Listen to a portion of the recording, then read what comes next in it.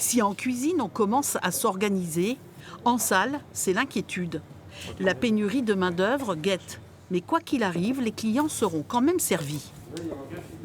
Demain, ça va être un grand jeu, en fin de compte, de dire, voilà, il fait beau, on peut ouvrir, il fait pas beau, on ferme. Du personnel, est-ce qu'on en met cette journée-là? Est-ce qu'on en a assez pour dire on peut faire 70 couverts? Cet établissement appartient à un groupe de 3 restaurants. 15% des salariés se sont envolés. Des horaires compliqués, pas de week-end. En 7 mois, le personnel s'est habitué à avoir ses repos et ses jours fériés.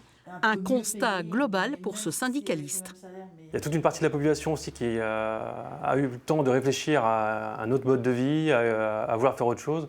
On a des camarades qui étaient dans la restauration, qui vont faire autre chose et qui vont travailler dans la santé, dans d'autres corps de métier.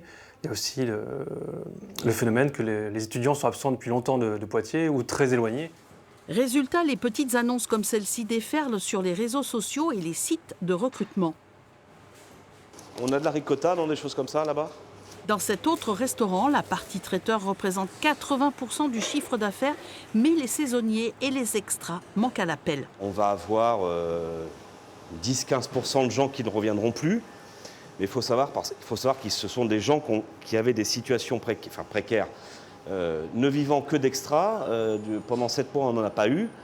Donc ils ont fait autre chose pour la plupart. C'est surtout dans les zones rurales que les employés de la restauration manquent. Reste à convaincre les hésitants de renfiler les toques et les tabliers.